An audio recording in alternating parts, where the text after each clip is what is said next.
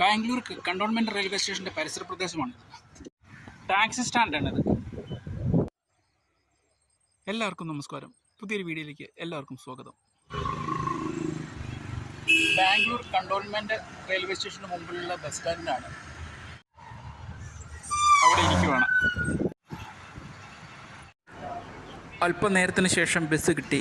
ഇപ്പോൾ ബസ്സിനുള്ളിലാണ്. ബസ്സിനുള്ളിൽ നിന്നുകൊണ്ട് പുറത്തെ മനോഹരമായ കാഴ്ചകൾ നോക്കി കാണുകയാണ്.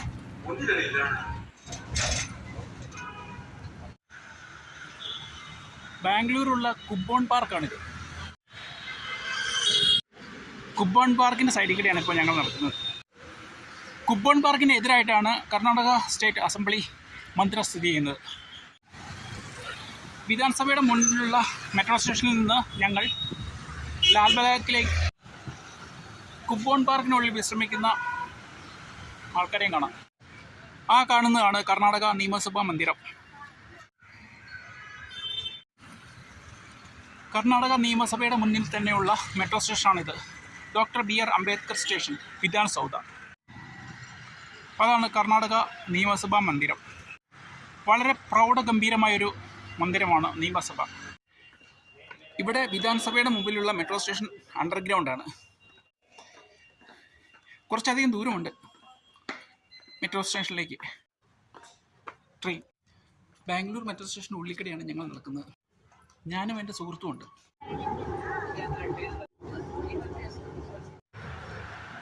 അങ്ങനെ ലാൽബാഗ് മെട്രോ സ്റ്റേഷനിലെത്തി.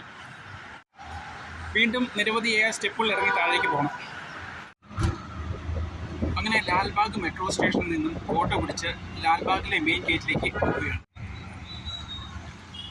അങ്ങനെ ഞങ്ങൾ ലാൽബാഗ് മെട്രോ സ്റ്റേഷനിൽ ഇറങ്ങി. ലാൽബാഗിലെ മെട്രോ സ്റ്റേഷനിൽ നിന്നും ഓട്ടോയ്ക്ക് ലാൽബാഗിൻ്റെ മെയിൻ ഗേറ്റിലേക്ക് പോകേണ്ടതുണ്ട്. ബാംഗ്ലൂർ പോലുള്ള മഹാനഗരത്തിൽ ഇപ്പോഴും ട്രാഫിക് ജാമാണ്. ആ ട്രാഫിക് ജാമിൽ ഞങ്ങൾ പെട്ടുകിട്ടുകയാണ്.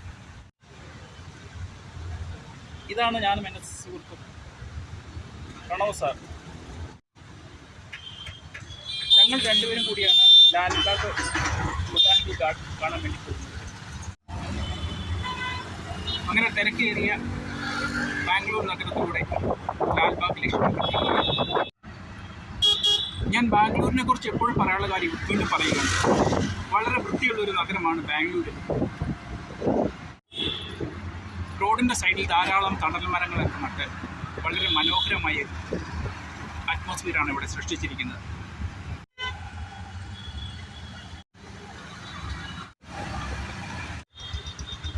ആ കാണുന്ന കടയാണ് ഹെൽമറ്റുകളുടെ സ്വർഗം, ഹെൽമറ്റ് പാരഡൈസ്.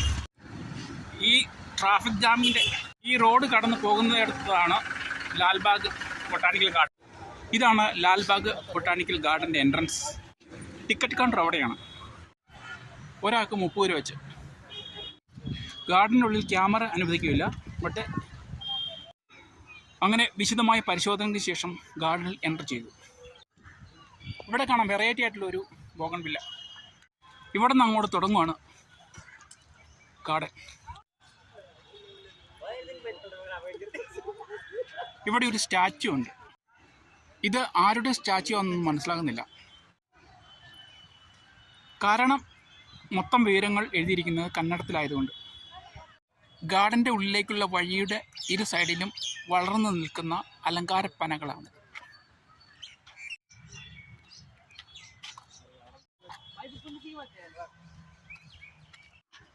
മനോഹരമായി പൂത്തു നിൽക്കുന്ന മരം. ഒരു ക്ലോക്കാണത്. ഇപ്പോഴും വർക്ക് ചെയ്തുകൊണ്ടിരിക്കുന്ന ഒരു ക്ലോക്ക്. HMT വാച്ച് കമ്പനീസ് ആണ് ഇതിവിടെ സെറ്റ് ചെയ്തിരിക്കുന്നത്. ഗാർഡൻ്റെ ഉള്ളിൽ മനോഹരമായി വളർന്നു നിൽക്കുന്ന മുളങ്കൂട്ടങ്ങൾ.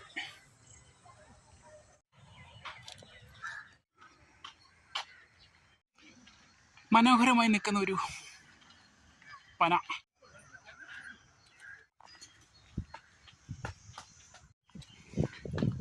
മനോഹരമായി സ്ഥലത്ത് നട്ടിരിക്കുന്ന ചെടികൾ. ഗാർഡനുള്ളിൽ പണിതിരിക്കുന്ന മനോഹരമായൊരു ബിൽഡിങ്. വിശാലമായ ഏരിയ മൊത്തം പുൽത്തകിടി പിടിപ്പിച്ചിരിക്കുന്നതാണ്. അവിടെ ഒരു വാട്ടർ ഫൗണ്ടൈനാണ്. ഗാർഡനുള്ളിൽ വളർന്നു നിൽക്കുന്ന വലിയ വൃക്ഷങ്ങൾ.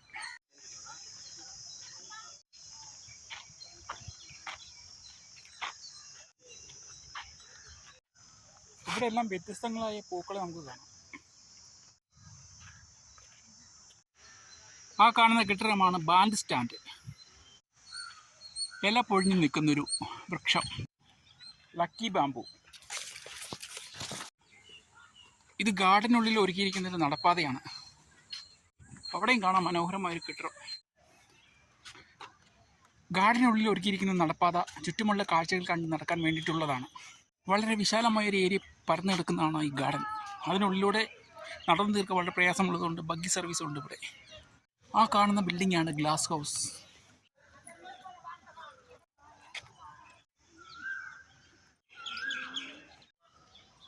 പുഷ്പോത്സവം മറ്റും നടത്തുന്നത് ഈ ഗ്ലാസ് ഹൗസിനുള്ളിലാണ്. റിപ്പബ്ലിക് ദിനത്തിലാണ് ഇവിടെ പുഷ്പോത്സവം പ്രധാനമായി നടത്തുന്നത്. ഗ്ലാസ് ഹൗസിൻ്റെ ചുറ്റുമുള്ള സ്ഥലത്ത് മനോഹരങ്ങളായ മരങ്ങളൊക്കെ നട്ട് വളരെ മനോഹരമാക്കിയിരിക്കുന്നു. വളരെ വിശാലമായ ഒരു സ്ഥലത്താണ് ഈ ഗ്ലാസ് ഹൗസ് നിർമ്മിച്ചിരിക്കുന്നത്.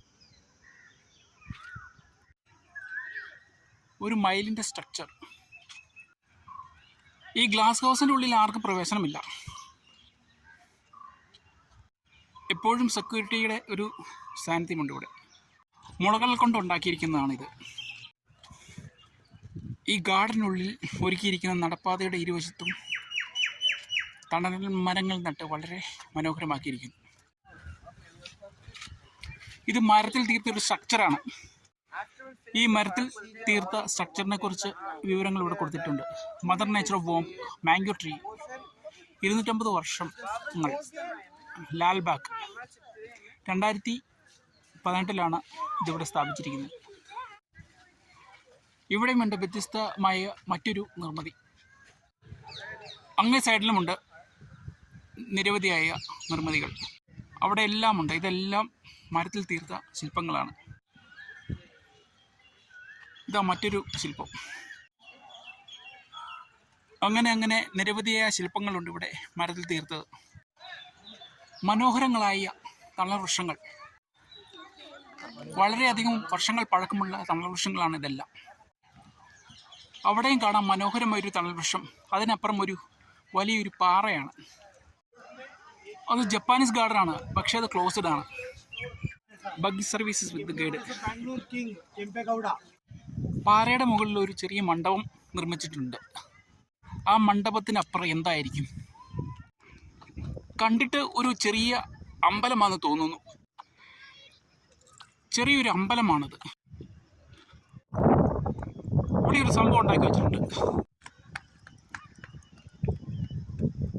Horticulture department of government of Karnataka, geological survey of India, national geological monument.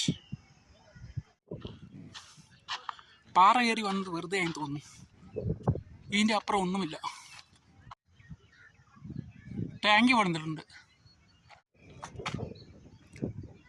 ഇവിടെ നിന്നാൽ നമുക്ക് കാണുന്നത് ബാംഗ്ലൂർ നഗരത്തെയാണ്.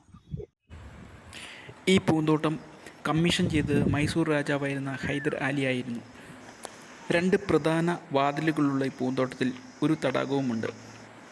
അതുമാത്രമല്ല, വിവിധ ഇനത്തിൽപ്പെട്ട പക്ഷികളുടെ ഒരു വാസസ്ഥലം കൂടിയാണ് ഈ garden. What is cacti house?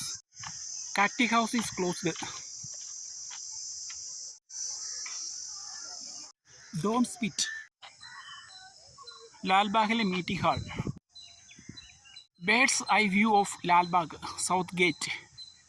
ഗാർഡനെ കുറിച്ചുള്ള ഫുൾ ഡീറ്റെയിൽസ് ഇവിടെ കൊടുത്തിട്ടുണ്ട്, നമ്പർ വൈസ്. ഡോൺ സ്പിറ്റ് 240 ഏക്കറിലായി ബാംഗ്ലൂർ നഗരത്തിൻ്റെ തെക്ക് വശത്തായിട്ടാണ് ഈ ഉദ്യാനം സ്ഥിതി ചെയ്യുന്നത്. നിരവധിയായ പുഷ്പോത്സവങ്ങൾ ഈ ഗാർഡനിൽ വെച്ച് നടത്താറുണ്ട്. 1760-ൽ ഹൈദരാലി ആയിരുന്നു ഈ ഉദ്യാനത്തിൻ്റെ പണി ആരംഭിച്ചതെങ്കിലും ഇത് പൂർത്തീകരിച്ചത് അദ്ദേഹത്തിൻ്റെ മകനായ ടിപ്പു സുൽത്താനായിരുന്നു. ലാൽബാഗിൽ എത്തിച്ചേർന്നവർക്ക് അത്യാവശ്യം വേണ്ടി വരുന്ന വിവരങ്ങളുടെ പട്ടിക തന്നെ ഈ ഗാർഡനിൽ തന്നെ നമുക്ക് കിട്ടും. ഇതാണ് ലാൽബാഗ് എന്ന ഉദ്യാനത്തിലുള്ള തടാകം. ഈ തടാകത്തിൻ്റെ പരിസര പ്രദേശം ചെടികൾ തട്ട് മനോഹരമാക്കിയിരിക്കുന്നു. കുറച്ചധികം സ്ഥലത്ത് വ്യാപിച്ചു കിടക്കുന്നതാണ് ലാൽബാഗിലുള്ള തടാകം. ധാരാളം പക്ഷികളുടെ ഒരു ആവാസ സ്ഥലം കൂടിയാണിത്. നിരവധിയായ ദേശാടന കിളികൾ വരാറുള്ള സ്ഥലം കൂടിയാണിത്. ഈ തടാകത്തിന് ചുറ്റും സംരക്ഷണ വേലിയെല്ലാം കെട്ടി സുരക്ഷിതമാക്കിയിരിക്കുന്നു. പൂന്തോട്ടം സന്ദർശിക്കുന്നവർ ഒരു കാരണവശാലും തടാകത്തിൽ ഇറങ്ങരുത് എന്ന ഉദ്ദേശത്തോടുകൂടിയാണ് ഇങ്ങനെ ചെയ്തിരിക്കുന്നത്. ബാംഗ്ലൂർ പോലുള്ള മഹാനഗരത്തിൻ്റെ ഒത്ത നടുവിലാണ് ഈ ഗാർഡൻ എന്ന് പറഞ്ഞാൽ വിശ്വസിക്കാൻ സ്വല്പം ബുദ്ധിമുട്ടുണ്ട്.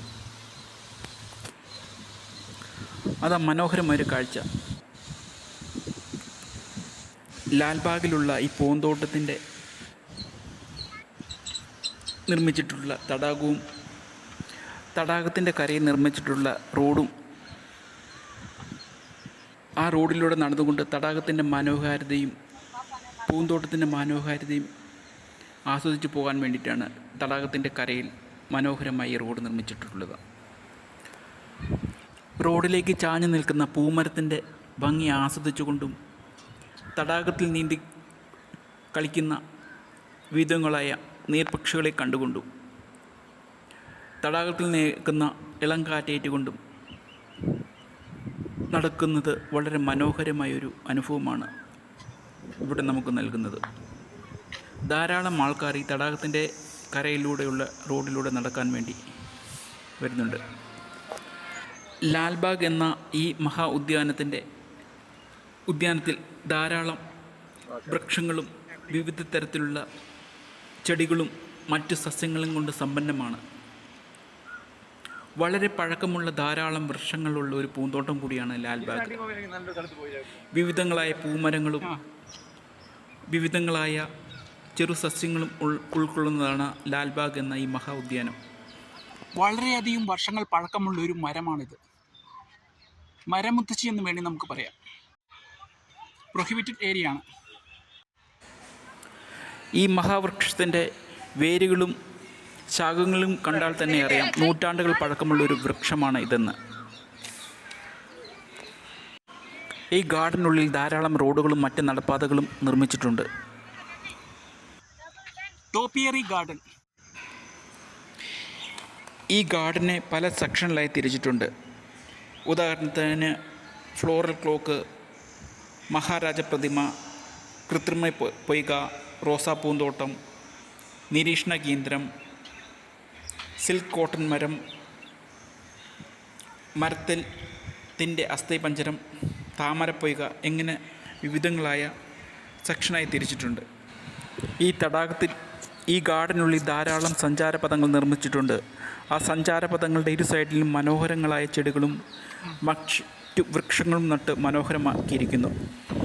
ഇനി പോകുന്നത് വളരെ പ്രശസ്തമായ ഒരു സ്റ്റാച്യുവിൻ്റെ അടുത്തേക്കാണ്.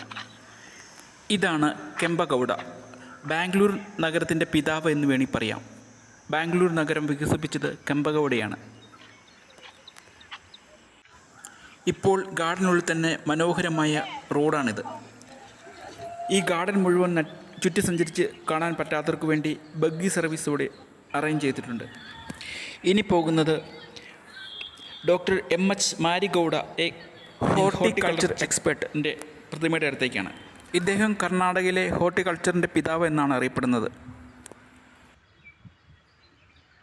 അങ്ങനെ താൽക്കാലികമായി ലാൽബാഗിലെ കാഴ്ച നിർത്തി പുറത്തേക്ക് ഇറങ്ങുവാണ്.